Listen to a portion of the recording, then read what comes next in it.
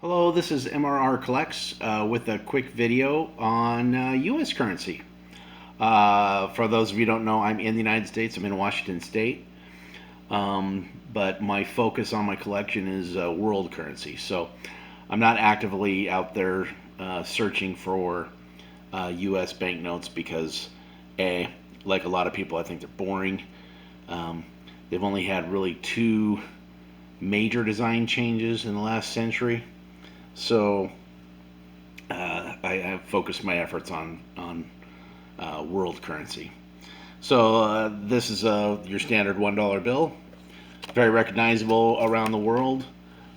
This is another reason that they haven't changed it because uh, being able to recognize this currency adds to the stability and for ease of, of recognition. So it's a major reason that they haven't, besides this being a new five, that they haven't really done much to change our currency. Would love to see it. I think the U.S. might be ready to possibly ditch the presidents. I'm not holding my breath, but they could, very easily do some commemoratives. A lot of countries around the world do commemoratives that circulate to somewhat with the quarters and the doing it in the coins. I don't see it being a far-fetched idea to come out with whether it be a special commemorative that doesn't really circulate for collectors, that's legal tender, or one that's put in circulation that is widely circulated among the regular issues. They could easily do that. Wouldn't be a problem. I don't. Even if the front was still the same, they could still change the backs. Uh, we have plenty of natural scenery, unique animals. I mean, back in the 1900s, they had buffalo. Besides Native American notes, they had an educational series. Those notes are extremely interesting and rather unique. The only problem is you have to bring some serious cash if you have any hopes of actually attaining um, uh, original official actual currency. Um, you're better off just if you just want the art, then either looking at it in a book or buying replicas. Um, this is the older 20. It's got the hard frame. That's what I'm calling it, the hard frame. With I'll show you the new 20. Now, in comparison, you can see that they're really very similar. The design aspects, they've colored it up to 20. This is not unusual, but it may actually kind of create a problem, which I'm going to talk about once I get through here, and I'll show you here in a second. I'll show you the 50. The 50 probably has the most diverse color. The 10's pretty vibrant, but the 50 with the flag is really, I think, has pretty much the most contrast color in the notes, and it's from my experience, it's probably the least used note. I'm gonna probably keep this one because I just got it at the bank. I told the lady at the bank that it was for somebody's birthday and if I could get the nicest one. So she did a pretty good job. A lot of times in U.S. currency, the banks will write codes out in the white. It is very often that you get clean bill, or very rare, or pretty rare that you get really clean bills in U.S. currency. And then finally the 100. Quick story on this one, if I can get the tripod reflection out of there. When these first came out, there was a Brinks armored car that was robbed. And I'm pretty sure it's Brinks. I'm just saying as a generic brand. But as the story goes, they got in the back and they were still on the road. And they were on a highway. And they were opening up the bags to see what they got for the loot. And they saw all these stacks, all these bundles of hundreds, and they saw the big orange 100 here, and they were like, "Oh my God, it's fake!" So they started throwing it out the back of the door, out into the highway, and so all these cars are like, they kind of snarled up traffic, and then obviously tens of thousands of dollars of brand new hundreds. They didn't know that the design change had just happened.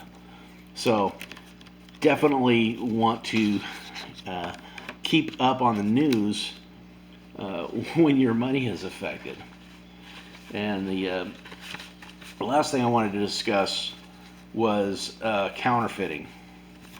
And had a little story here where my wife ended up going to a dentist office, and she ended up having to wait. So they gave her basically this as a coupon for having to wait for basically $20 off the next visit. Now they put a stamp there. I'm going to cover that with my thumb to basically authorize it as a coupon. Now this bill does say that it's a copy. Now the serial numbers are zeros. It's not even a bill. This piece of paper. And the problem is once you wash these, on a new or crisp bill, I'm sure you've had older bills where they kind of start feeling, more like paper. And this one actually feels a little more crisp than what your regular paper would feel like. So very easily to fool somebody, which is, to me, very irritating because she put this in her wallet. She walks out of the dentist office. If she had gone to the store and she goes digging through her purse and she goes, "Oh, I gotta get some cash here," and even if, say, she didn't have any other 20s in there, she pulled out, "Oh, I gotta have $130," and she pulls this out with the different colors in the notes. Now, the average person may not see that that's a shade off, and the teller may not see that that is a shade off. And depending where you are, now don't get me wrong, they use the pen a lot, but when a teller gets in a hurry, and if you're handing them multi-denominations, and they just go, "Oh," and they see that it's back, and hey, it looks fronts and backs, and it looks good. It kind of feels like currency, same size, it's on both sides, and they take it. Then you walk out the door. So first of all, if you get caught doing that, just the accusation of passing an actual counterfeit bill is more trouble than I want to deal with, and I was a little mad that they would do that. So keep in mind, if I'm a counterfeiter, I don't have to get this past the bank person who's looking, who knows what currency is. I have to get this past a cashier, somebody on the street, somebody taking any kind of change, farmer's market, whatever. And I do that, and I go, "Oh yeah, okay, here you go, here's a 20." And all I got to do is get away before you go, "Oh, wait a minute, wow, that's all zeros. Boy, maybe I should put that. Maybe I should put that. Oh my God, that might be worth money." And then you go, "Oh crap, that's a piece of paper." So I wanted to call him up. I haven't talked to him, but I was not happy because it's just more trouble than I want to be worth. And to do this, even if it was only printed on one side, why, if you meant to do that, would you make it the same exact size? I don't know if this is movie money or something, but it's just too close. I would consider this a counterfeit bill. So I'm going to do what you should do to counterfeit bills, and I'm just going to fix the problem because I don't want that hanging around in my wallet. So anyways, have a great day. Hey, if you have any suggestions on what you'd like to see, whether it be sports cards, I've got haven't done any comics yet, but I'm still getting more of the world currency organized, so there will be more in the future. Thanks a bunch, and see you later.